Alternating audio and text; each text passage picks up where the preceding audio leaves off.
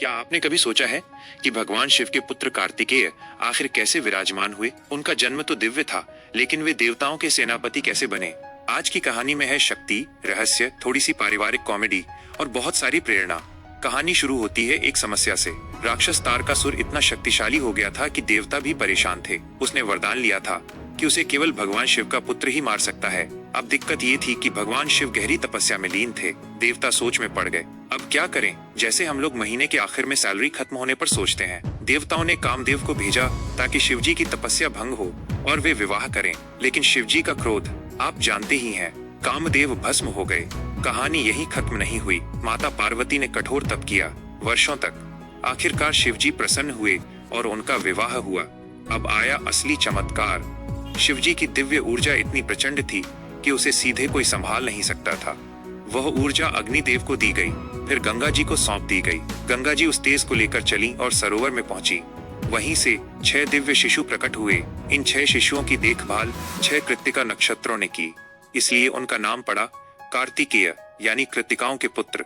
बाद में माता पार्वती ने उन 6 बच्चों को एक साथ गले लगाया और वे एक ही बालक बन गए जिनके 6 मुख थे, इसलिए उन्हें षणमुख भी कहा जाता है। सोचिए, 6 मुख। अगर हमारे पास 2 दिमाग भी होते तो शायद हम कम कंफ्यूज होते, और यहाँ तो 6 मुख।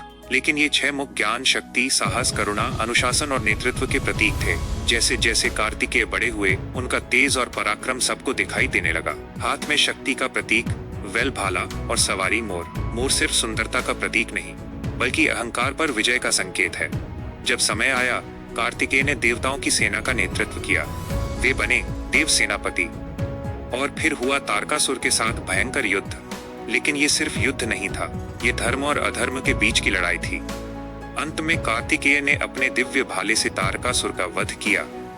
देवताओं ने राहत की सांस ली। इसी विजय के बाद कार्तिकेय को देवताओं के बीच उच्च स्थान मिला। वे सिर्फ शिव पार्वती के पुत्र नहीं रहे, बल्कि धर्म के रक्षक और साहस के प्रतीक बनकर विराजमान हुए। दक्षिण भारत में उन्हें विशेष रूप से पूजा जाता है, खासकर तमिलनाडु में, जहां वे मुरुगन के नाम से प्रसिद्ध हैं। उनके प्रमुख तीर्थ स्थलों में पलानी मुरुगन टेम्पल, तिरुचेंदूर मुरुगन टेम्पल और स्वामीमलाई मुरुगन टेम्पल शामिल हैं। वहां आज भी लाखों भक्त उन्हें देव सेनापति के रूप में विराजमान देखते हैं। लेकिन कहानी में एक भावनात्मक मोड़ भी है। एक बार गणेश जी और कार्तिकेय के बीच प्रतियोगिता हुई, कौन पहले दुनिया की परिक्रमा करेगा। कार्तिकेय तुरंत अपने मोर पर निकल पड़े और गणेश जी ने माता पिता की परिक्रमा कर ली। परिणाम, गणेश जी विजयी हुए। जब कार्तिकेय लौटे और ये जाना तो उन्हें दुख हुआ। वे दक्षिण की ओर चले गए और वहीं विराजमान हुए।